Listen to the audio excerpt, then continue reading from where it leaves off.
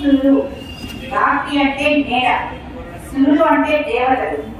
నేల మీద వెలిసినటువంటి దేవతలు ఎవరు? బ్రాహ్మణులు అన్నమాట.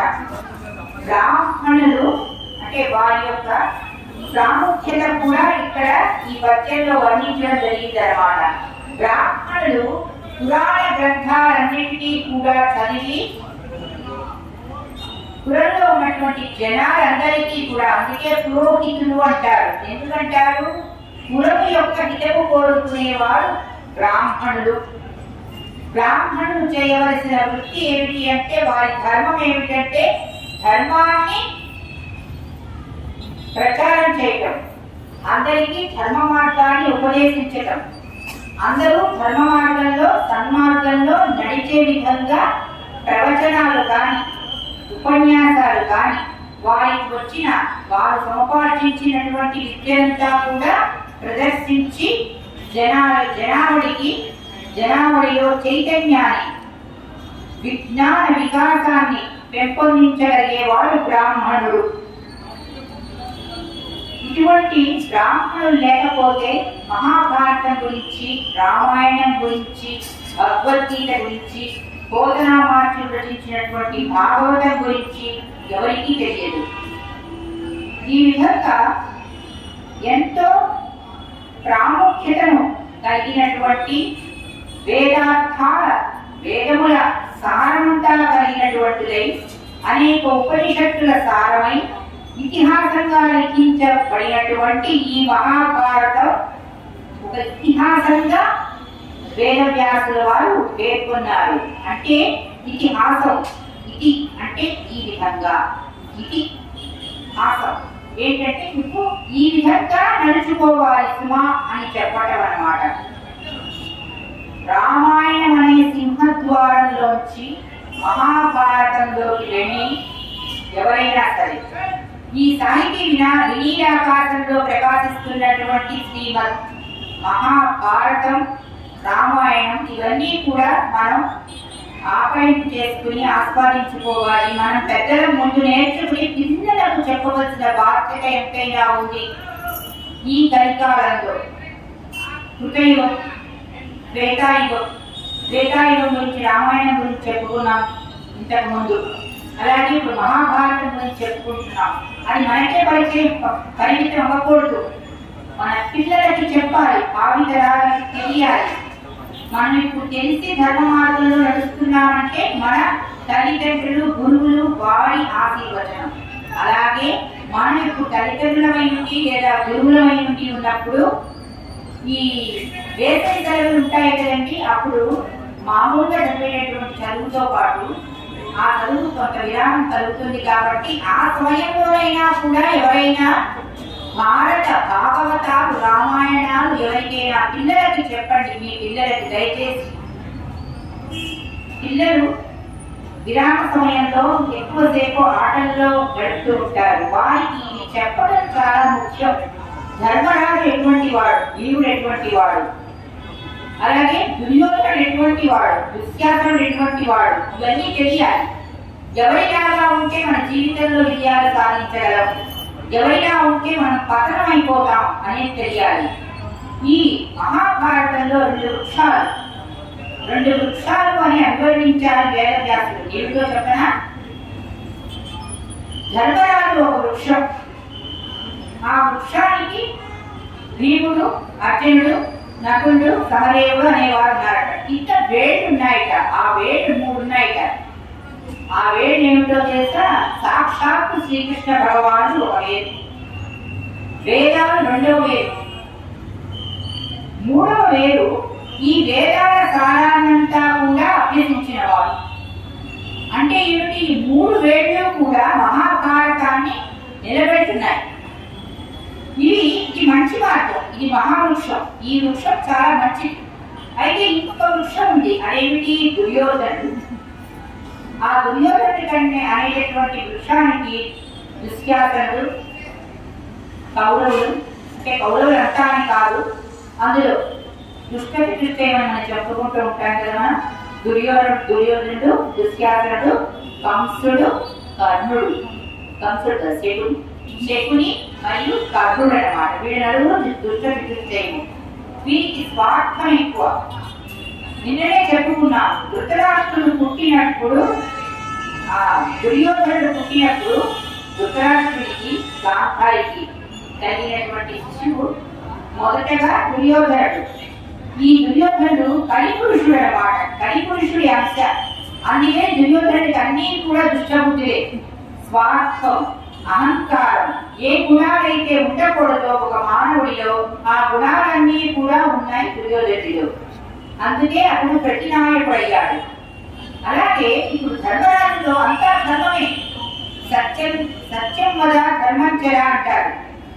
సత్యమే చెప్తాడు, ధర్మమే ఆచరిస్తాడు ధర్మరాజు. అందుకని ఆయన మరో వృక్షం. ఆయన నాయకుడు అన్నమాట, కథానాయకుడు. అదే మన దుర్యోధను ఏమి లేకుండా అభివర్ణిస్తున్నాము, ప్రతినాయకుడుగా అభివర్ణిస్తున్నాము.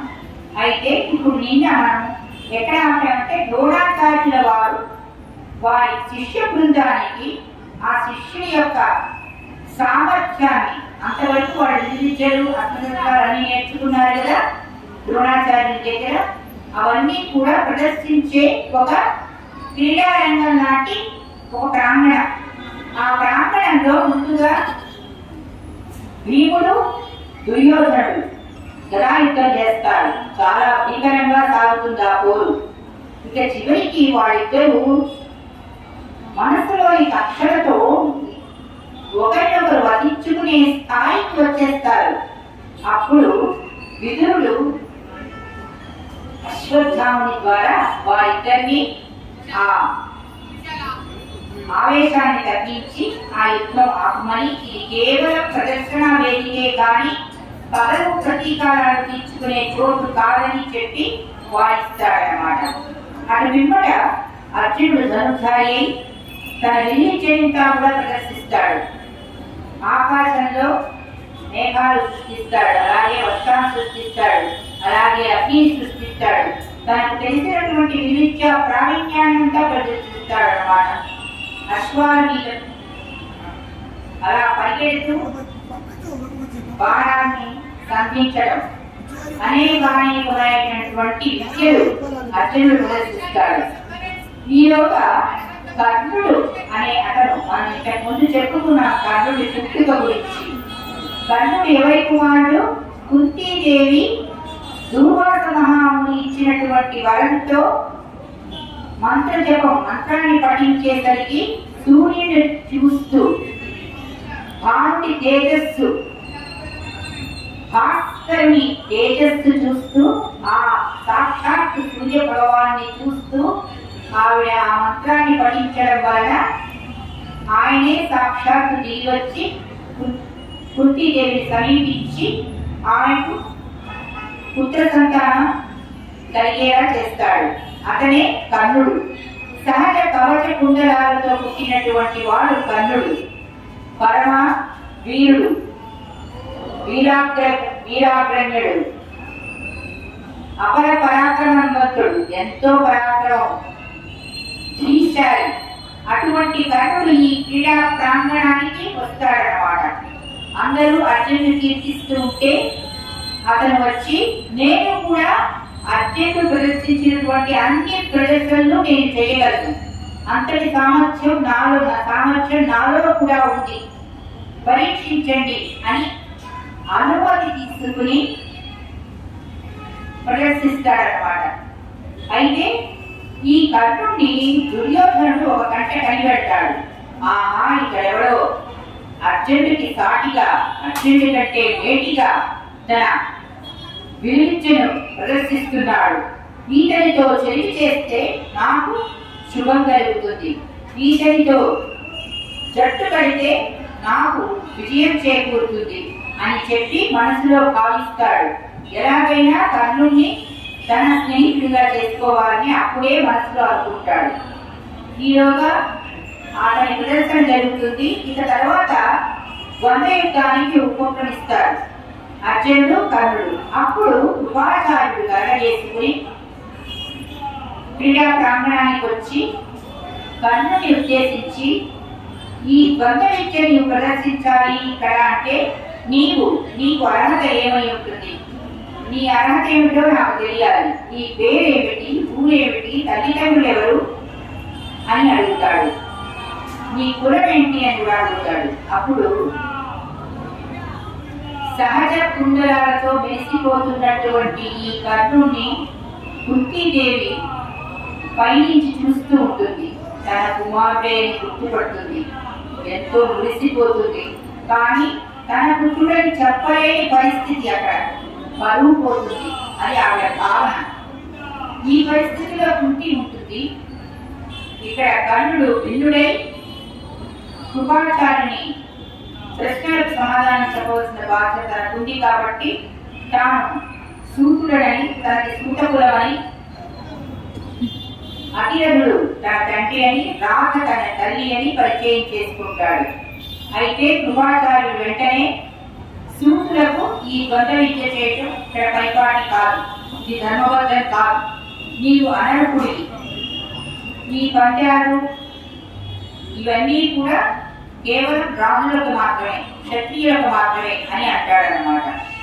వెంటనే ఒక నిమిషం కూడా ఆలోచిస్తాడో లేదో దుర్యోధనుడు వేగిరంగా వస్తాడు కర్ణుడి దగ్గరికి. కృపాచార్యుని వారిస్తాడు. ఏమిటి కులమా ఈ పరీక్షలు నేనే నిర్ణయించేది అని చెప్పి, అయితే సరే నేను కర్ణుడికి అక్షరాస్యం ఇస్తాను, అంగరాజ్య పట్టాభిషిక్తుని చేస్తాను, నా అర్థసింహాసనం ఇస్తానని చెప్పి వెలువెట్టనే అక్కడున్న వాళ్ళ పరివారానికి అందరికీ కూడా చెప్పి తగిన పరికరాలు వస్తువులు తెమ్మని చెప్పి వెంటనే కర్ణుడిని రాజ్యాభిషిక్తుని చేస్తాడు. అంగరాజ్యాభిషిక్తుని చేసి తన సింహాసనం పైకి తీసుకెళ్లి తన పక్కన కూర్చోబెట్టుకుంటాడు, అర్థ సింహాసనం ఇస్తాడు. ఇట్లాంటి దానగుణం తానెన్నడూ ముందు చూసి ఉండడు కర్ణుడు.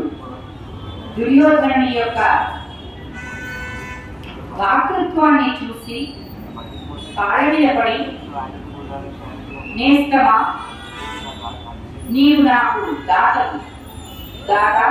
నీవు ప్రసాదించిన ఈ జీవితము, ఈ రాచరికము, ఈ రాజపదవి అన్నీ నీకే అంకితం, నీ కోసం బ్రతుకుతాను, నీవైతే ఉంటాను, నీ స్నేహాన్ని ఎన్నడూ వదిలిపెట్టను అని ప్రచండమైనటువంటి మాట ఇవ్వడం, ప్రతిజ్ఞ చేయటం చేస్తాడన్నమాట కర్ణుడు. అదే కదా దుర్యోధనుడికి కావలసినది, తన కోరిక నెరవేరింది అక్కడ. అయితే ఈ రకంగా కర్ణుడిని అవమానించడం, ఆ తర్వాత అతనికి దుర్యోధనుడు రాజ్యాభిషేకం చేయటం, ఇదంతా కూడా ఆ రోజు జరుగుతుంది అన్నమాట. అయితే ఈ భీష్ముడు వీళ్ళందరూ కూడా ఏమిటి ఇలా జరుగుతున్నాయి, ఈ పరిణామాలన్నీ ఏమిటి, కర్ణుడు మంచివాడైనా దుర్యోధనుని మంచి మార్గంలో నడిపిస్తాడా లేదా అని ఆలోచనలు, వాళ్ళకి సందేహాలు వచ్చినప్పటికీ ఎవరు ఏమి అనలేక, ఎందుకంటే ధృతరాష్ట్రుడు ఆయన రారాజు కాబట్టి ఆయనే మౌనం వహించాడు కొడుకు చేస్తున్న పనులు చూసి. ఇక వీళ్ళంతా ఏం మాట్లాడగలరు, అందుకని అందరూ మౌనంగా ఉండిపోయారు. ఇక ఆ తర్వాతి విషయాలు చూస్తే మనకి ఈ క్రీడా ప్రాంగణంలో ఇదంతా కూడా చూసాం కదా.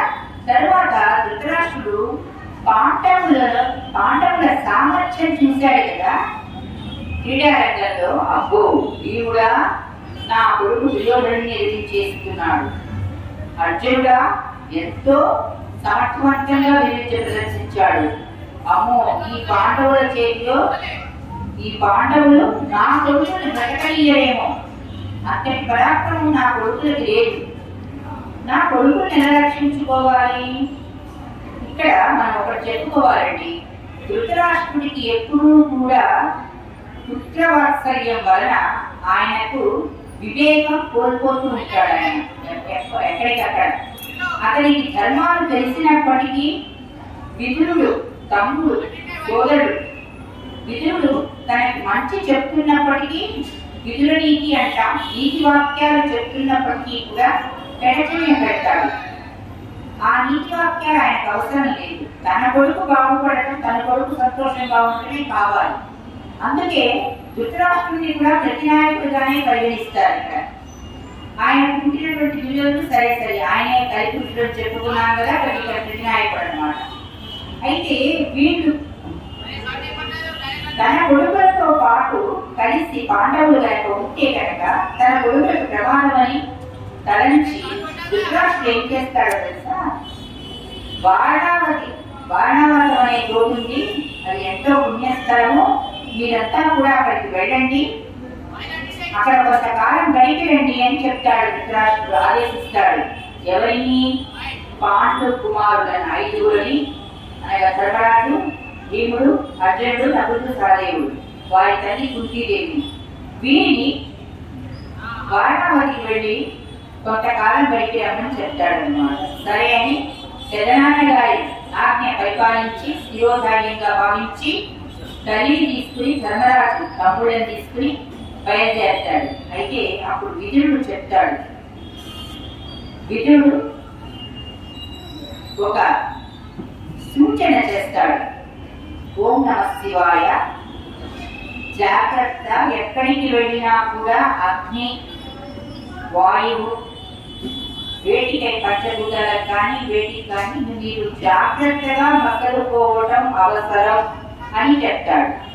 విదురుడు కిరతండ్రి ఈ విధంగా చెప్పాడు అంటే ఊరికినే చెప్పాడు, ఏదో కారణం ఉంటేనే చెప్తాడు అని మనసులో ధర్మరాజు, అర్జునుడు, భీముడు అనుకుంటాడు.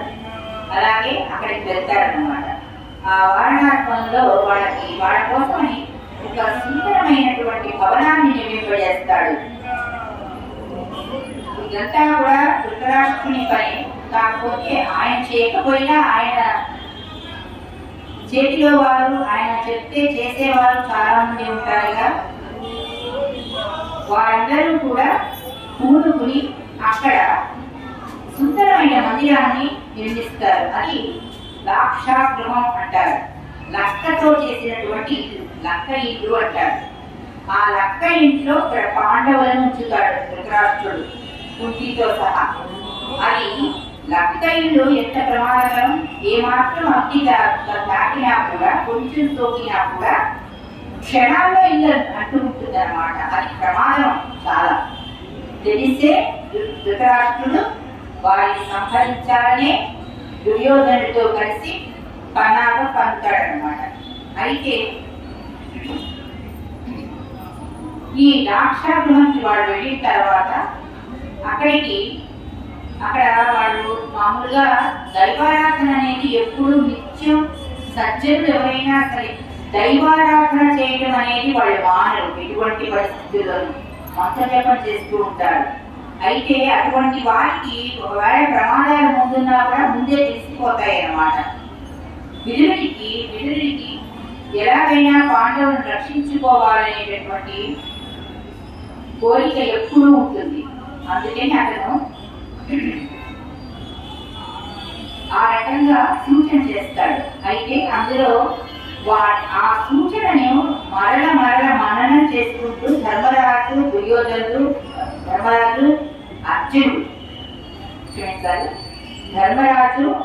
అర్జునుడు, భీముడు మననం చేసుకుంటూ ఏమిటా అని ఆలోచిస్తూ ఇలా ఒక గోడ మీద చేయి వేస్తారు. ఇట్లా వేసి ఇలా కొడుతూ ఉంటారు, తరుస్తూ ఉంటారనమాట.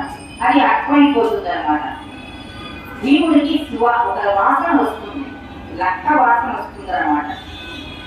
అర్జునుడు ఇలా స్తంభం పట్టుకోగానే ఆ కొడుతూ ఉంటే ఆ గని మందిరంతో మామూలుగా మట్టితో చేసినటువంటి మందిరం లాగా అనిపించదు.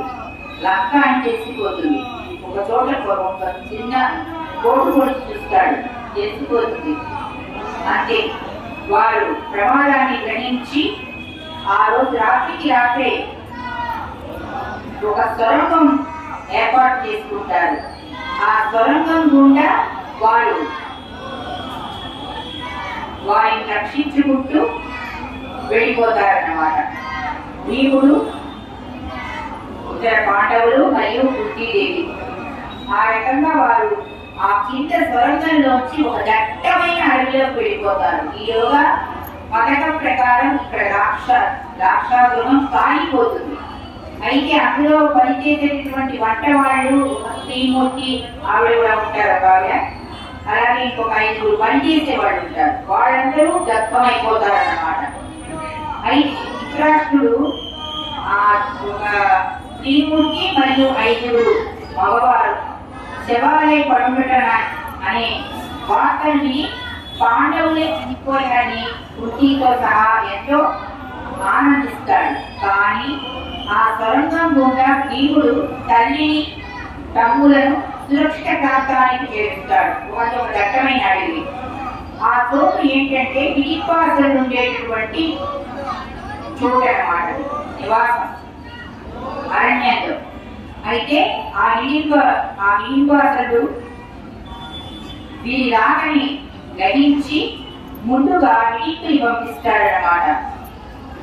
వాళ్ళు ఇలా వచ్చారు, వాళ్ళని మనం భక్షించి తీరాలి, ముందుగా నువ్వు వెళ్ళి వాళ్ళని కనిపెట్టు అని చెప్తాడు. హిడింపి పాండవుల దగ్గరికి వస్తుంది. వచ్చి 5 భీముడిని చూసి అతని తేజోమయమైన రూపాన్ని చూసి మోహిస్తుంది. భీముని పెళ్లి చేసుకోవాలని ఆకాంక్షిస్తుంది. మనసు పడి తన కోరికను భీముడికి తెలియజేస్తుంది. ఎన్నో విధాలుగా భీముడికి నచ్చజెప్తుంది. తను మొగుడిగా నీవు ఉన్నప్పటికీ నేను నిన్ను అడ్డగించను, నీ జైత్రయాత్రను కొనసాగించవచ్చు, ఒక పుత్రుడు కలిగేలాగా నాకు ప్రసాదించు ఒక పుత్రుడిని అని చెప్తుంది. అలాగే కొంతకాలం అక్కడ నివసిస్తాడు. హిడింబాసుని నివాసం దగ్గర వీరుడు సరైనని సమర్థిస్తాడు భీముడు. అయితే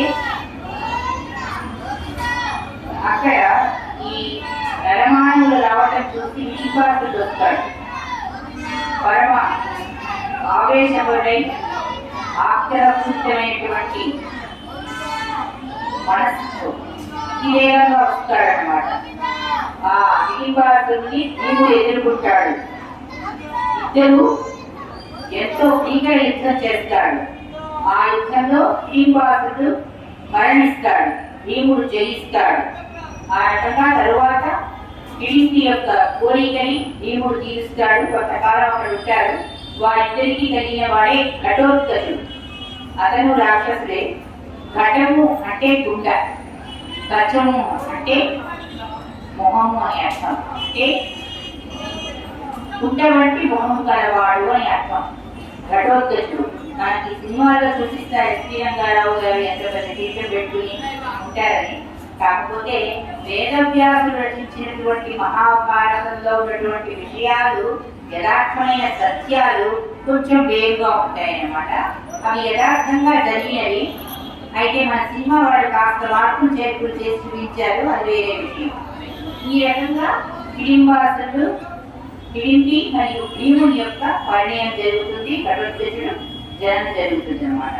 అటు తర్వాత వేదవ్యాసుడు ఇటువంటి ఇలా మీరు వనవాసాలు చేస్తూ ఉన్న ఎవరో ఒకళ్ళు మిమ్మల్ని ఎదుర్కొంటారు, మిమ్మల్ని భక్షించాలని ప్రయత్నిస్తారు, సంహరించాలని ప్రయత్నిస్తారు. మీరు ఇక్కడి నుంచి ఏకచక్రాపురంలో అక్కడ బ్రాహ్మణులు గురులు చాలా సజ్జనులు అక్కడ ఉండండి అని చెప్పి అతనికి తెలిసిన ఒక బ్రాహ్మణ ఇంట వారిని తీసుకెళ్ళి అక్కడ ఉంచుతారనమాట వేదవ్యాసుడు. ఆ బ్రాహ్మణులకి చెప్పి కుంతిని పాండవులను అక్కడ ఉంచుతాడనమాట. అయితే వారు అక్కడ ఆ ఇంట్లో నివసిస్తూ ఉంటారు. ఒకరోజు ఆ ఇంటి యజమాని ఎంతగానే బుద్ధిస్తూ ఉంటారు. భార్య భర్త ఇద్దరు కూడా. కారణం ఏమిటని కుంతీదేవి అడుగుతుంది. అయితే అమ్మా, ఈ మా ఊరిలో అంతా కూడా రోజుకొకరికి నరకప్రాయంగా ఉంటుంది. ఇక్కడికి కొద్ది దూరంలో ఒక అరణ్యంలో బకాసురుడు అనే రాక్షసుడు నివసిస్తున్నాడు. ఆ బకాసురుడు రోజు మా గ్రామం మీదకి, మా ఊరి మీదకి గడ్డెత్తి వచ్చి ఎవరో మా గుడిలో ఉన్నటువంటి జనాన్ని భక్షించేస్తున్నాడు. అయితే మేము ఆయనతో, ఆ రాక్షసుడితో ఒక ఒప్పందం చేసుకున్నాము. రోజు ఒక ఇంటి నుంచి వండెడు అన్నము ఒక నరుడు మానవుడు పంపిస్తామని ఒప్పందం చేసుకున్నాము. ఈ రోజు మా ఇంటి వస్తు. ఇప్పుడు వండెడన్నం పంపించడం సరే, ఇప్పుడు నా కుమారుడిని పంపించే సమయం ఆసన్నమైంది. మాకు ఉన్నదా ఒక కుమారుడు, ఒక కుమార్తె. ఎలా ఆ బకాసురుడికి బలి చేయటం? ఇందుకే మేము ఎంతో వేదనతో ఉన్నాము, ఆవేదన భరితమై ఉన్నాము అని చెప్తాడు. అయితే అప్పుడు కుంతి, మీ అబ్బాయికి వచ్చినటువంటి భయం ఏమీ లేదు, నా కొడుకు ఉన్నాడు. ఈ రోజున బండెలను తీసుకుని నా కొడుకు వెళ్తాడు, బకాసుని పడతాడు అని చెప్పి వచ్చి భీముడితో చెప్తుంది. ఈ రోజు నువ్వు బకాసుని దగ్గరికి వెళ్ళాలి, నీ ప్రతాపం చూపించి ఆ బకాసుని వధించు, ఈ ఊరిని రక్షించు అని చెప్తుంది. తల్లి మాట తిరగా వహించి భీముడు బండలను తీసుకుని వెళ్ళి శుభ్రంగా బండలను తినేస్తాడు. తినేసి బకాసురుడి దగ్గరికి ఒక్కడే వెళ్తాడు.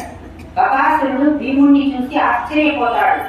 ఏది నా బండలను అన్నం తీసుకురాలేదే అని అడుగుతాడు అనమాట. నీకు అన్నమా? తీసుకొస్తాను, ముందు నన్ను ఎదుర్కో అని చెప్తాడు. నన్ను తింటావేమో, ప్రయత్నించు అని అడుగుతాడు. అప్పుడు బకాసురుడు భీముడి దగ్గరికి వస్తాడు. నిజంగానే భీముడు పట్టుకుని తినేద్దామని ప్రయత్నిస్తాడు. భీముడు పరాక్రమిస్తాడు. ఇద్దరి మధ్యన భీకర యుద్ధం జరుగుతుంది. ఆ యుద్ధంలో బకాసురుడు వధించబడతాడు భీముడి చేతిలో. ఈ రకంగా భీముడు ఆ ఏకచక్రపుర వాసులకు ఎంతో శాంతిని కలగజేస్తాడన్నమాట. ఈ రకంగా వీళ్ళు ఇక్కడ జయం సంపాదించి వాళ్ళ వనవాసాన్ని కొనసాగిస్తూ ఉంటారు. ఎందుకు వనవాసం ఇంకా కొనసాగిస్తున్నారు అంటే, లాక్షాగృహంలో వాళ్ళు చనిపోకుండా తప్పించుకున్నారని ఒకవేళ తెలిస్తే ధృతరాష్ట్రుడికి మరణ హత్యా ప్రయత్నం చేస్తాడు. అందుకని వేదవ్యాసుని ఆజ్ఞ మేరకు వాళ్ళు ఇలాగే ఎవరికి తెలియకుండా జీవనయానం సాగిస్తూ ఉంటారన్నమాట. ఇది అసలు విషయం. అయితే అలా వారు ఆ గ్రామంలో సంచరిస్తూ ఉండగా ఒకరోజు ఒక పండితుడు వస్తాడు. వచ్చి ఇలా ద్రుపద మహారాజు స్వయంవరాన్ని ప్రకటిస్తున్నాడు, ఆసక్తి గల వాళ్ళంతా కూడా వెళ్తున్నారు, ఎంతో మంది రాజులు వస్తున్నారు, రాజకుమారులు వస్తున్నారు, ద్రౌపది స్వయంవరాన్ని ప్రకటించాడు ద్రుపదుడు అని చెప్తారు అన్నమాట. ఆ మాట వింటారు పాండవులు. మనస్సులో అనుకుంటారు, వెళ్ళాలి ఈ స్వయంవరానికి అని. ద్రుపదుడి స్వయంవరానికి పాండవులు వెళ్ళడం జరుగుతుంది. అక్కడ ద్రుపది కుమారుడు కృష్ణజుమ్ముడు అనగా ద్రౌపది అన్న అన్నమాట. అక్కడ ఒక పంద్యం, అంటే స్వయంవరం ప్రకటించినప్పుడు సమర్థుడైన వాడు, వీరుడైన వాడు తన చెల్లికి భర్త కావాలి అని కృష్ణజుమ్ముడు ద్రుపదుడు కూడా ఆకాంక్షిస్తారు. అందుచేత ఎంతో అపేక్షమైనటువంటి అసాధ్యమైనటువంటి పరీక్ష పెడతారు అక్కడ. ఏమిటి అంటే, మందిర ప్రాంగణంలో ఆ భవనం యొక్క మందిర అంటే పైకప్పు దగ్గర ఒక మత్స్య యంత్రం తిరుగుతూ ఉంటుంది. చక్రానికి ఒక చేప అన్నమాట, బంగారు చేప. కింద నీటిలో ఒక బిల్లు, 5 బాణాలు ఉంటాయి. పందెం ఏంటంటే, కింద నీటిలో ఆ మత్స్యం చక్రంలో తిరుగుతున్నటువంటి బంగారు చేపను చూసి, అంటే దాని ప్రతిబింబం ఈ కింద ఉన్న నీటిలో పడుతుంది. ఆ ప్రతిబింబాన్ని చూస్తూ ఎవరైతే ఆ విల్లు పెట్టి బాణాలతో ఆ మత్స్యంత్రంలో ఉన్నటువంటి చేపను కొడతారో బాణంతో, వారికి తన చెల్లినిచ్చి వివాహం చేస్తానని చెప్తాడన్నమాట. అయితే ఎంతో మంది యోధులు ప్రయత్నిస్తారు, అందరూ విఫలురవుతారు. తర్వాత కర్ణుడు వస్తాడు. ఈ విషయం తెలిసి కర్ణుడు వస్తే కర్ణుడిని ముందుగానే చూస్తుంది ద్రౌపది. ఈ సూర్యుడు ఒకవేళ ఇందులో ఈ పద్యంలో నెక్కినా కూడా నేను అతని వివాహం చేసుకోను అంటుంది. ఆ విషయం అంటే ఆ మాట ఒక ఆడది ఇంకా తను ఉపక్రమించకుండానే నేను నిన్ను చేసుకోను అని చెప్పడం ఆ మగవానికి చాలా అవమానంగా భావిస్తాడు.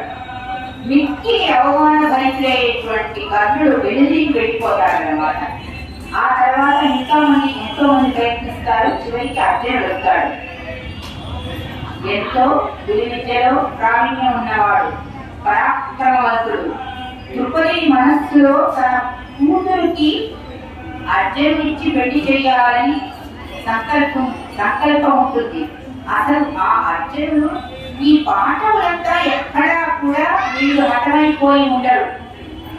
వీళ్ళు ఎక్కడో బ్రతికే ఉంటారు. ఏ వనవాసంలో ఉన్నారో, ఏ అజ్ఞాత ప్రాంతంలో ఉన్నారో అని ద్రుపదుడికి అనుమానం వస్తుంది. అందుకే ఈ స్వయంవర కథలు. ఎందుకంటే ఈ మత్స్యయంత్రాన్ని ఛేదించగల ధీరుడు సూర్యుడు అర్జునుడే, ధనుంజయుడే, బీభత్సుడే, సవ్యసాచే. ఇవన్నీ కూడా అర్జునుడి పేరు. కిరీటి అర్జున, ఫల్గుణ, పార్థ, కిరీటి, ధనంజయ, సవ్యసాచి, బీభత్స, ధనంజయ ఇవన్నీ కూడా అర్జునుడి పేరుని మనందరికీ తెలుసు. అయితే అంతటి సమర్థవంతుడైన అర్జునుడే వచ్చి ఈ మత్స్యయంత్రాన్ని ఛేదించాలని గురుడు బాగా సంతర్పించుకుంటాడు. అయితే సాక్షాత్తు అర్జునుడే అక్కడికి వస్తాడు. అయితే ఇదే సమయంలో శ్రీకృష్ణ బలరాములు కూడా ఈ స్వయంవరానికి వస్తారు. కృష్ణుడికి ద్రౌపది సోదరితో సమానం. ఎందుకో తెలుసా? ఈవిడ పరాశక్తి ద్రౌపది. ఆవిడ ఏ తల్లి గర్భంలోంచో పుట్టినది కాదు, యజ్ఞంలోంచి ఆవిర్భవించినటువంటి ఒక మహాశక్తి. ఆ శక్తి నిజంగా ఎంతటి పరాశక్తి అంటే ఆమె పార్వతితో సమానం. అందుకే కృష్ణుడికి చెల్లెలవుతుందన్నమాట. ఈ స్వయంవరానికి కృష్ణ బలరాముడు వస్తాడు. కృష్ణుడి మనస్సులో కూడా అర్జునుడే ఉంటాడు. కృష్ణుడికి తెలుసు అర్జునుడు బ్రతికున్నాడని. అయితే ఆ శ్రీకృష్ణుడు బలరాములు అలా చూస్తూ ఉండగా సాక్షాత్ అర్జునుడే ఆ మందిర ప్రాంగణానికి వచ్చి విల్లుని తీసుకుని మత్స్యయంత్రాన్ని ఒక్క దెబ్బలో కొట్టి జయం సాధిస్తాడు. వెంటనే ద్రౌపది ఆ అర్జునుని చూసి వరమాల వేస్తుంది. ఈ రకంగా అక్కడ స్వయంవరం జరుగుతుంది అనమాట. అటు తర్వాత రోజు మామూలుగా కొడుకులు అంటే కుంతీదేవికి కొడుకులు 5 కొడుకులు కూడా స్వయంవరానికి వెళ్ళారని తెలుసు. స్వయంవరంలో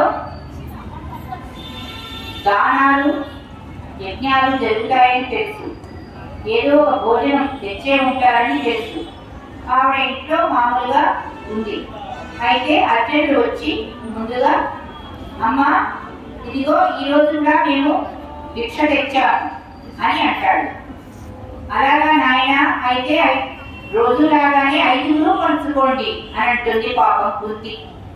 ఆవిడకి తెలియదు వారు తెచ్చింది భోజనమని లేదా తినుకుంటారని ఆవిడకి తెలియదు. ఈ రోజున వాళ్ళు గెలుచుకుని వచ్చినది భోజనంతో పాటు కన్యామణి. అయితే ఈ రకంగా తల్లి 5 పంచుకోమని రోజులాగా చెప్పడం అత్యంత ఆశ్చర్యాన్ని కలిగిస్తుందన్నమాట. అయితే వారు లోపలికి వెళ్ళి అమ్మ జరిగిన సంగతి ఈ రకంగా అర్జునుడు స్వయంవరంలో ఈ కన్యకామణి పాంచాలిని జయించుని వచ్చాడు. ఆవిడ కన్యకామణి అర్జునుడికి సొంతం కదమ్మా అని ధర్మరాజు చెప్తాడు. ఆహా అవును కదా, నేను ఇలా అన్నానేమిటి, నా చేతి ఇలా ఎలా కలిగించారు, ఇప్పుడు ఏమిటి చేయటం, ఈ కర్తవ్యం అని చెప్పి కొడుకునే అడుగుతుంది. ఎందుకంటే ధర్మరాజు ధర్మబద్ధంగా ఉంటాడు. ధర్మమేదో అధర్మమేదో విచక్షణ జ్ఞానం కలిగినటువంటి మనిషి. ఎప్పుడూ కూడా అధర్మ మార్గంలో ఉన్నటువంటి అధర్మ మార్గాన్ని సూచించాడు. ధర్మబద్ధంగా ఏం చేయాలో అదే సూచిస్తాడు. అందుకని అతన్ని అడిగింది పెద్ద కొడుకుని. అయితే ఆయన కూడా అమ్మా మరి ఇంకా చేసేది లేదు, నీవు అలా ఆనందించావు, రోజులాగే ఆనందించావు, అలాంటప్పుడు మేము 5 ఆమెను పెళ్లి ఆడవలసింది అని అంటారు. తర్వాత వేదవ్యాసుడు కూడా వస్తాడు. ఆయన దగ్గర కూడా సందేహాన్ని తీర్చుకుంటాడు. అలాగే శ్రీకృష్ణుడు సాక్షాత్తు వచ్చి చెప్తాడు, అమ్మా మీరెవ్వరూ కంగారు పడవలసిన లేదు, ఇదంతా కూడా ద్రౌపదికి పరమేశ్వరుడిచ్చినటువంటి వరం. ద్రౌపది జన్మలో పార్వతీదేవి, ఆవిడ పార్వతీదేవి వంశంలో పుట్టినటువంటి ఆమె శివుని గురించి తపస్సు చేసి శివుని వివాహం ఆడాలని 5 పర్యాయాలు కోరుకుంటుంది. అయితే ఆ 5 పర్యాయాలు ఈ రకంగా నీకు 5 పతులు తర్వాత జీవనంలో నీకు ఉంటారు, నీవు 5 పెళ్లి ఆడతావని చెప్తాడు పరమశివుడు అన్నమాట. ఈ ప్రకారంగా ఆమెకు పరమేశ్వరుడు ఇచ్చినటువంటి వరం మూలం చేత ఈ రోజున ఈ రకంగా జరిగిందమ్మా. ఏం జరిగినా అంతా కూడా ముందుగా రాసి పెట్టి ఉన్నదే, నీవు కలతపడవద్దు. పాంచాలి ఈ ద్రౌపది నీ 5 కొడుకుల్ని కూడా పెళ్లి చేసుకోవచ్చు, ధర్మబద్ధమే అని చెప్తాడు కృష్ణుడు. అటు పిమ్మట ద్రుపదరాజు స్వయంవరం అయింది, ధర్మబద్ధంగా కళ్యాణం జరగాలని చెప్పి పాండవులకి సవినీయంగా కబురు పెడతాడు. ఆహ్వాన పత్రికను పంపిస్తాడు, కుంతి సమేతంగా ఆహ్వానిస్తాడు. అప్పుడు కళ్యాణ మండపంలో ఈ విషయం ధర్మరాజు చెప్పంగానే ద్రుపదుడు ఆశ్చర్యపోతాడు, దీనికి 5 వెళ్ళాడటమా అని.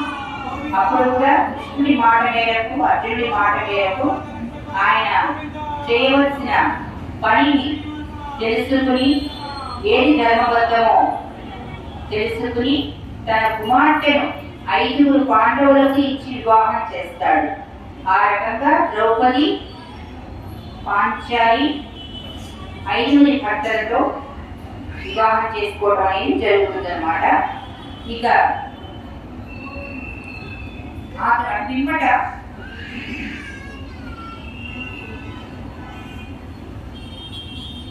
అటు పిమ్మట వారు ఆ వనవాసాన్ని అలా చేస్తూ వనవాసంలోనే ఉంటారు.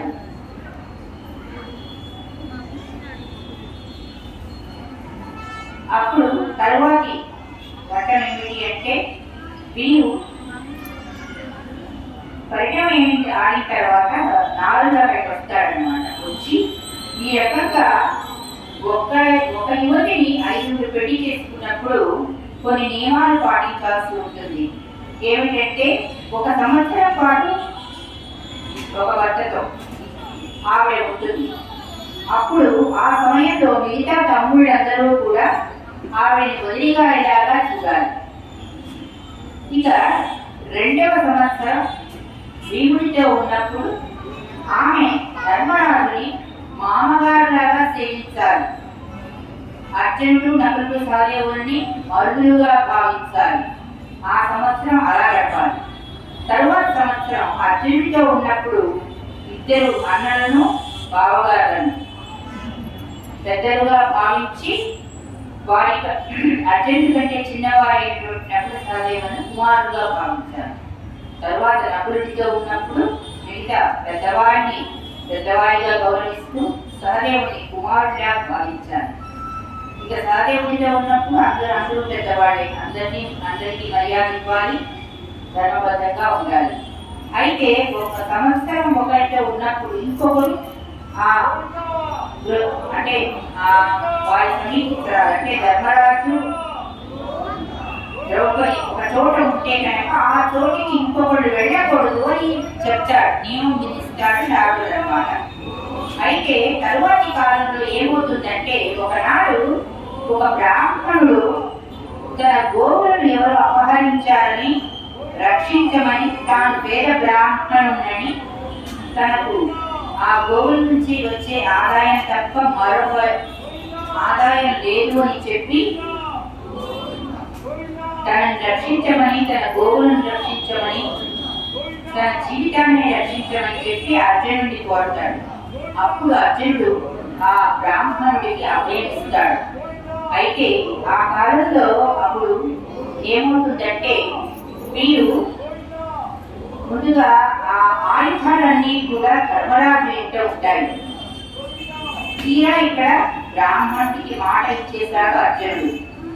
నారదుడి పెట్టిన నియమం ప్రకారం అయితే ఇప్పుడు తన భార్య అయినా కూడా ద్రౌపది యుధిష్ఠిరుడి అనగా ధర్మరాజు మందిరంలో ఉంది, ఇప్పుడు వెళ్ళడం అసాధ్యం, ఎలాగా అని ఆలోచించాడు.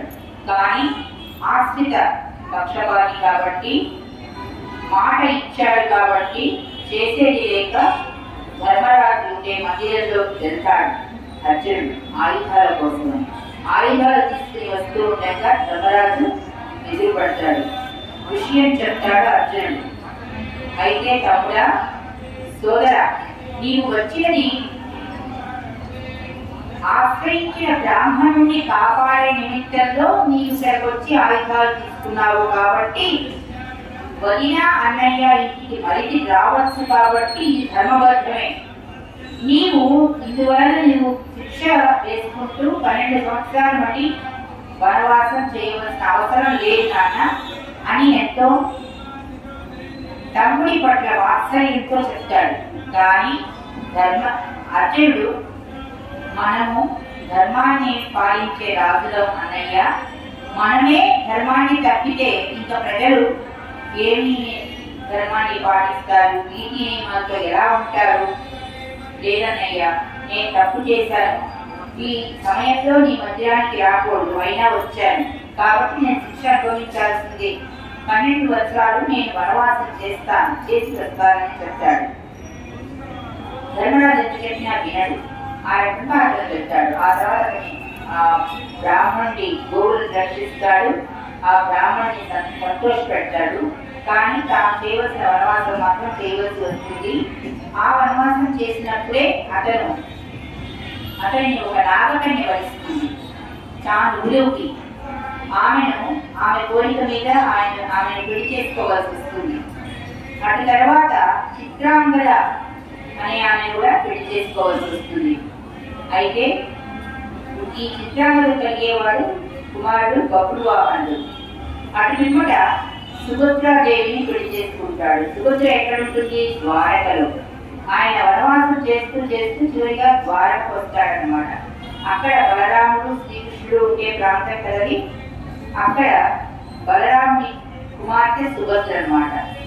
అయితే తాను సుభద్రను వివాహమాడాలని ఒక ఉద్యానవనంలో ఆమెను చూసి కోరుకుంటాడు.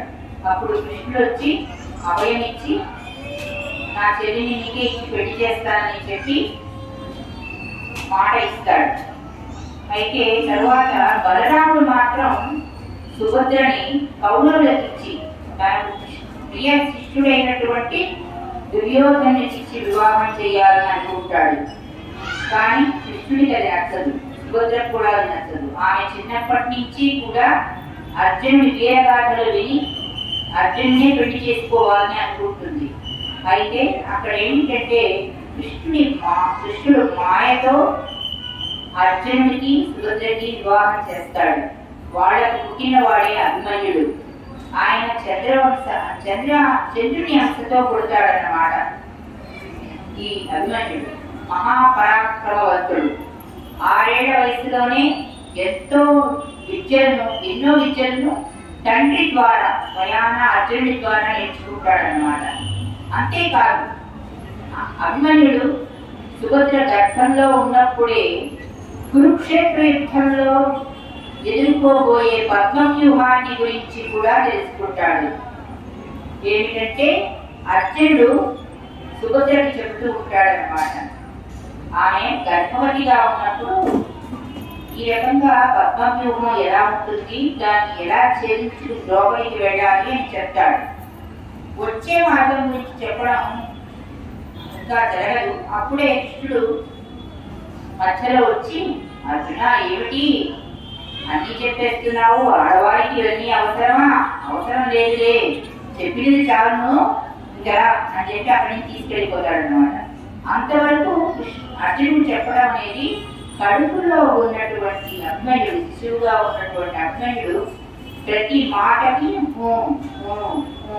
ఊ కొడుతూ ఉంటాడు అనమాట. అంటే శ్రద్ధగా విన్నాడనమాట అగ్నయుడు గర్భంలో ఉన్నప్పుడే.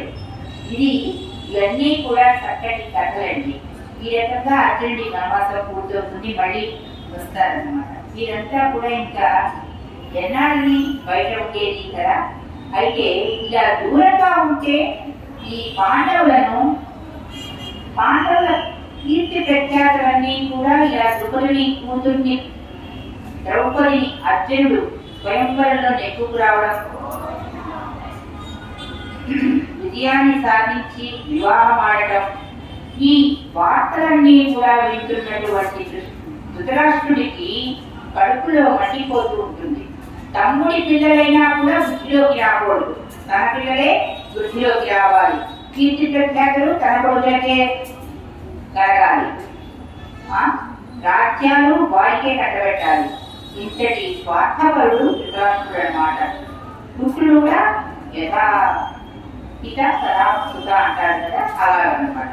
ఇక వీరిని దూరంగా ఉంటే, దగ్గరగా ఉంటే ఒక రకంగా భరించలేకపోయాడు. ఇప్పుడు దూరం వెళ్ళిపోయాడు, వాడిని ఏం చేయడానికి లేకుండా ఉంది. అదే వాడిని పిలిపిస్తాడు ధృతరాష్ట్రుడు.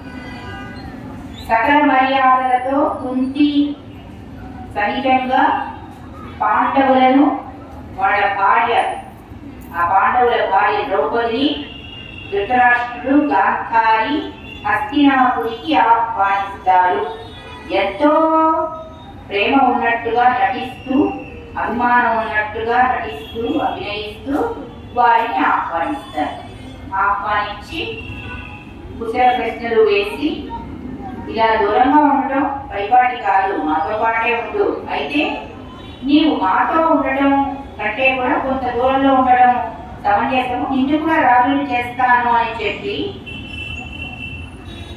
దట్టమైన అరణ్యంతో కూడుకున్నటువంటి, ఎందుకు పనికి రానటువంటి కాండవ వనాన్ని ధర్మరాజుకి ఇస్తాడనమాట. ఆ భూమి అదే నిజంగా చెప్పాలి అంటే హస్తినాపురం అంటే ఢిల్లీ కాదు. తరువాత ఆ కాండవ వనాన్ని సుందరంగా మరల్చి ఇంద్రప్రస్థంగా మార్చినటువంటి ధర్మరాజు, ఇంద్రప్రస్థంగా మార్చినటువంటి ఆ ప్రదేశాన్ని ఢిల్లీ అనమాట. ఎందుకంటే ఢిల్లీ వెళ్ళి చూస్తే ఉంటుంది పాండవులు ఉన్నటువంటి భవనాలు. అంటే ఈనాటి ఢిల్లీ మనం ఏదైతే చూస్తున్నామో మన దేశ రాజధాని, అది పాండవులు ధర్మరాజు పరిపాలించినటువంటి ఇంద్రప్రస్థం అన్నమాట. ఈ విషయం తెలుసుకోవాలి. ఎందుకంటే ముఖ్యమైన విషయాలు కొన్ని సినిమాల నేపథ్యంలో మార్చేశారు. కానీ వేదవ్యాసుడు మొదటగా ఆయన వాస్తవాలతో కూడినటువంటి మహాభారతాన్ని రచించాడు. అందులో మార్పులు చేర్పులు చేశారు తరువాతి తరం వారు. అది ఎందుకు చేశారు, ఎలా చేశారు, వాళ్ళ మనసులో ఉన్నటువంటి ఆలోచనలు ఏంటో మనకు తెలియదు. అవన్నీ విమర్శించేంత పెద్దవాడము కాదు. కాకపోతే నా సంకల్పం మాత్రం వేదవ్యాసుని ఆయన రాసినటువంటి అసలైనటువంటి భారతాన్ని చెప్పడం. వేదవ్యాసుడు రచించినదే తరువాతి కాలంలో 11వ శతాబ్దంలో నన్నయ్య, 12వ శతాబ్దంలో తిక్కన్న, 13వ శతాబ్దంలో ఎర్రన్న రచించారు. ఆ ముగ్గురిని వారు మన తెలుగులో అనువదించారు అన్నమాట. వారి ముగ్గురిని మనం కవిత్రయం అంటాం. అయితే వారెప్పుడు మీరు మార్పులు చేర్పులు చేయలేదు, వారి సొంత కవిత్వాన్ని దానిలో పెట్టలేదు. కానీ మన యుగంలో కలియుగంలో ఈ మధ్య వచ్చినటువంటి పోకడలు అన్నమాట. ఇవన్నీ సినీ నేపథ్యంలో వాళ్ళు చేసినటువంటి మార్పులు అవన్నీ కూడా మనం పక్కన పెట్టాలి. తెలుసున్నా కూడా తెలియనట్టే ఉండాలి. ఎందుకంటే మనం అసలైన భారతాన్ని తెలుసుకోవాలి, కానీ ఇతరత్వ విషయాలు మనకి అనవసరం. తెలుసుకోకుండా ఉంటేనే మంచిదన్నమాట. ఈ రకంగా ఆటవ వరాన్ని ఇంద్రుడికి ఇంద్రుడు కాదు ఈయన ధర్మరాజుకి ఇస్తాడు ధృతరాష్ట్రుడు ఏదో మేలు చేసినట్టు. అయితే కృష్ణుడు పాండవులకు ఎప్పుడూ కూడా అండగా ఉన్నాడు. శ్రీకృష్ణ భగవానుడు అండగా ఉండగా ఏమిటి లోటు? మనం అంటాగా ఎత్ర యోగీశ్వర కృష్ణో ఎత్ర పాఠో ధనుధర తత్ర శ్రీ విజయో ధ్రువా నీతి మది మమ అంటాం. ఎక్కడైతే యోగీశ్వరుడైన కృష్ణుడు ఉంటాడో, ఎక్కడైతే పార్థుడు అర్జునుడు ధనుర్ధారి అయి ఉంటాడో అటువంటి చోట తత్ర శ్రీ విజయో అక్కడే విజయం ఉంటుంది. తత్ర శ్రీ విజయో ధ్రువా నీతి మతి మమ. ఇది ధ్రువం, ఇది సత్యం, ఇది తథ్యం, ఇది నిజం అని నొక్కి ఒక్కానిస్తారు ఈ పద్యంలో. ఆ రకంగా శ్రీకృష్ణుడు అర్జునుడు నరనారాయణుడు వాళ్ళు కలిసినప్పుడు వారికి ఎలాంటి అపజయము కలగదు, లోటు రాదు. కృష్ణుడు ఇంద్రుణ్ణి తలుచుకుని విశ్వకర్మను పంపించి ఈ పాండవవనంలో ఉన్నటువంటి ఈ ప్రాంతాన్ని ఇంద్రప్రస్థంగా మార్చాలని నిర్మించమని కోరతాడనమాట. ఈలోగా అక్కడ వాడు ఉండగా ఇంకొక ఘట్టం జరుగుతుంది. నేను చెప్పాను కదా ఎన్నో కథలు ఉన్నాయి భారతంలో. ఇప్పుడు ఇంకొక కథ చూద్దాం. ఒకసారి శ్రీకృష్ణుడు ధనుర్ధారి అయినటువంటి అర్జునుడు ఖాండవనానికి వెళ్తారు. అక్కడ ఉన్నారు, అక్కడికి ఒక వనం వెళ్తారన్నమాట. అక్కడ వెళ్ళంగానే వాళ్ళు ఒక బ్రాహ్మణుడు చాలా పొడుగ్గా ఉంటాడు, ఒక వ్యక్తి పొడుగ్గా ఉండి వారిని సమీపించి వస్తాడనమాట. అయ్యా, నేను ఈ క్షుద్బాధ భరించలేకపోతున్నాను, చాలా ఆకలితో ఉన్నాను, నాకు తగు రీతిగా భోజనం పెట్టగలరా, నేను తృప్తిపడేలాగా నాకు భోజనం పెట్టగలరా అని అడుగుతాడు. అయితే కృష్ణుడికి అతను ఎవరో తెలుసు. వెంటనే బ్రాహ్మణోత్తమ, మీరు అడుగుతున్నారు, మీరు అడిగిన విధంగానే మేము భోజనం పెడతాము, మీకు సందేహం కలదు, ఏం కావాలో చెప్పండి అని అడుగుతాడు. అడిగితే ఎప్పుడు అతను నాకు ఈ ఖాండవనమే భోజనంగా కావాలి అని అంటాడు. ఏంటి స్వామి, ఎందుకు ఈ ఖాండవనాన్ని అడుగుతున్నారు? ఇక్కడంతా చెట్లు కొట్టేగా ఉన్నాయి, ఇవి తింటారా మీరు, ఇవి భుజిస్తారా అని అడుగుతాడు. అవును నాయన, ఒక సందర్భంలో ఒక రాజు యజ్ఞయాగాలు బాగా చేశాడు, చేసి దాన ధర్మాలు బాగా చేశాడు. అప్పుడంతా నెయ్యి ధారగా పోస్తూ మాకు భోజనం పెట్టాడు. నేను ఆ నేపథ్యంలో ఎంతో నెయ్యిని తాగేశాను. దాంతో నాకు అజీర్ణ రోగం పట్టుకుంది. ఇప్పుడు ఆ అజీర్ణ రోగం పోవాలంటే ఈ ఖాండవనంలో ఉన్నటువంటి అనేక ఔషధ వృక్షాలున్నాయట, ఔషధ మొక్కలున్నాయట, అవి నాకు భోజనంగా కావాలి. ఏదో మందు మాపులాగా వేసుకోవడం కాదు, ఏకంగా మొత్తం వనమంతా కూడా నేను భుజిస్తాను. అయితే ఈ వనాన్ని దహించాలంటే మనం తినే తిండి ఎలా డైజెస్ట్ అవుతుందండి అంటే ఎలా జీర్ణం అవుతుంది? మనలో అగ్ని ఉంటుంది. ఆ అగ్ని మన భోజనం జీర్ణమయ్యేలాగా చేస్తుంది. అట్లాగే ఇప్పుడు ఆ ఖాండవనం తినాలి అంటే, ఆయన భుజించాలి అంటే అగ్నికి ఆహుతి కావాలి, ఆ ఖాండవనం అన్నమాట. అయితే నేను ప్రతిసారి ప్రయత్నిస్తున్నాను ఖాండవనాన్ని దహించడానికి. అయితే ఇంద్రుడు అడ్డుపడుతున్నాడు, ఇంద్రుడు వర్షాన్ని కురిపిస్తున్నాడు, దాంతో నేనేమి చేయలేకపోతున్నాను, ఈ ఖాండవనాన్ని భుజించలేకపోతున్నాను అంటాడు అనమాట. అప్పుడు శ్రీకృష్ణుడు అర్జునుడు, ఆహా సరే, నీ కోరికని నేను తప్పకుండా తీరుస్తాను. ఇంద్రుడు వర్షం కురిపించినప్పటికీ కూడా కాంట్లో వనం చదవకుండా నేను చూసుకుంటాను. అయితే నేను ఇప్పుడు అస్త్రాలతో రాలేదు, మీరు మాకు అస్త్రాలని అంటే ఆయుధాలని దయచేసి ఇవ్వండి అని అడుగుతారు. ఇదంతా కూడా మీ మాయే. ముందు ముందు కురుక్షేత్ర యుద్ధంలో కావలసినటువంటి అస్త్రాలు ఇప్పుడు ఆ బ్రాహ్మణోత్తముడి ద్వారా, అనగా ఇక్కడ అగ్నిదేవుడి ద్వారా, వరుణదేవుడి ద్వారా వాళ్ళు పొందాల్సి ఉంది. అయితే సాక్షాత్తు ఆ బ్రాహ్మణుడు వీరికి అవి ప్రసాదిస్తాడు. ఏమిటి? అగ్నిదేవుడు శ్రీకృష్ణునికి సుదర్శన చక్రాన్ని ప్రసాదిస్తాడు. అదేమిటి? సుదర్శన చక్రం కృష్ణుడిదే కదా, ఇప్పుడు కొత్తగా ఇచ్చేది ఏమిటి అనే సందేహం వస్తుందేమో మీకు. శ్రీమన్నారాయణుడు శ్రీ మహావిష్ణువు చేతిలో సుదర్శన చక్రం ఉంటుంది. ఇప్పుడు ఆయన అంశగా అవతారం ఎత్తాడు కదా కృష్ణుడు. కృష్ణుడికి మన సుదర్శన చక్రం రావాలి కదా, ఈ రూపంలో అగ్నిదేవుడు సుదర్శన చక్రం కృష్ణుడికి ఇచ్చాడు. ఆ రకంగా కృష్ణుడికి కావలసినటువంటి ఆయుధం వచ్చి చేసి తర్వాత వరుణదేవుడు అర్జునుడికి గాంధీవాన్ని ప్రసాదిస్తాడు. అలాగే వెనక బాణాలు, అంటే ఆ బాణాలు ఎప్పటికీ కూడా అయిపోవన్నమాట. అటువంటి పరికరాన్ని ఇస్తాడనమాట. అయితే అవన్నీ కూడా అర్జునుడికి ముందు ముందు ఉపయోగపడతాయి. ఇప్పుడు కూడా ఈ బ్రాహ్మణుడికి వాళ్ళు ఎలా ఉపయోగపడతారంటే, అర్జునుడు తన విలువిద్య ప్రావీణ్యంతో ఒక కప్పు తయారు చేస్తాడు.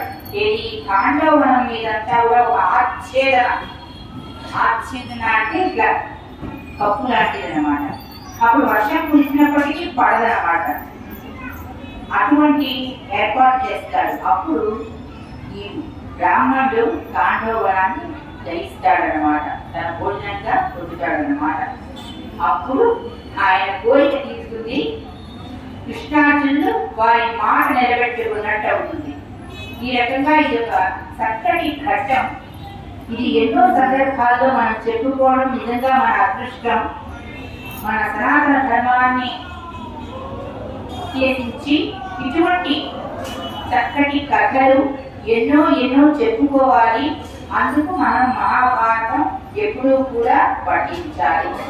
ఈ రకంగా ఈ సంఘటన తరువాత విశ్వకర్మ అత్యంత అద్భుతంగా ఇంద్రప్రస్థానాన్ని, ధర్మరాజు యొక్క భవనాన్ని నిర్మిస్తాడనమాట. ఇక ఎంతో చక్కటి ఏర్పాట్లు జరుగుతాయి. ధర్మరాజు సుభిక్షంగా రాజ్యాన్ని పరిపాలిస్తూ ఉంటాడు. ఇంత సుభిక్షంగా పరిపాలించే ధర్మరాజు ఉండగా ఆ రాజ్యానికి వెళ్ళి ఉందాం అని చెప్పి పక్క రాజ్యం వాళ్ళు కూడా వచ్చి ఇక్కడ ఉండటం జరుగుతుంటుంది. ఆ రకంగా రాజ్యం విస్తరించబడుతుంది అన్నమాట. ఇదంతా కూడా శుభదాయకమే కదా, మనకందరికీ తెలిసిందే కదా. అయితే ఈ రకంగా రాజ్యాన్ని పరిపాలిస్తున్నప్పుడు మరణ వేదవ్యాసుడు వచ్చి, నీవు చేయవలసింది ఇంకొకటి ఏమిటంటే రాజసూయ యాగం చేయాలి. అప్పుడు నీవు ఈ భరతఖండాన్ని మొత్తం పాలించవచ్చు అని చెప్తాడనమాట. మనం నిన్ననే చెప్పుకున్నాం భరతఖండం అంటే ఏమిటి. భరత అభిమన్యుడికి ఉత్తరకి పుట్టినవాడు భరతుడు. అయితే భరతుడు ఆ భరతవంశం నుంచే కదా మనంతా కూడా ఆ భరతవంశం అంతా నిన్న చెప్పుకున్నాం. మనం ముందు హస్తినా గురించి చెప్పుకున్నాం. ఆయన పేరు హస్తినాపురం వచ్చింది. అలాగే గురు మహారాజు, ఆయన కృష్ణ కౌరవులు గురువంశీయులు పుట్టారు. అటు పిమ్మట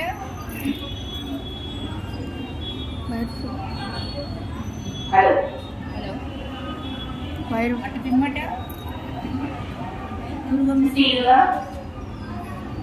గురువంశీయులుగా వీళ్ళంతా కూడా పుట్టారు కదా మనం చెప్పుకున్నాం.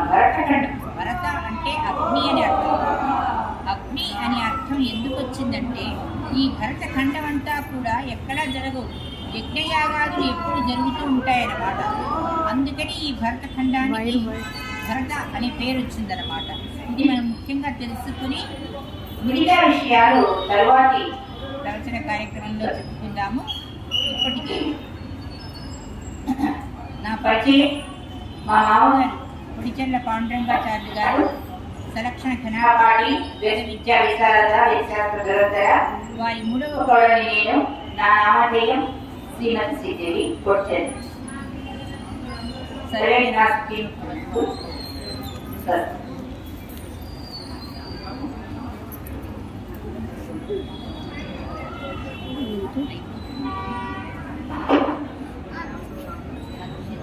Ay.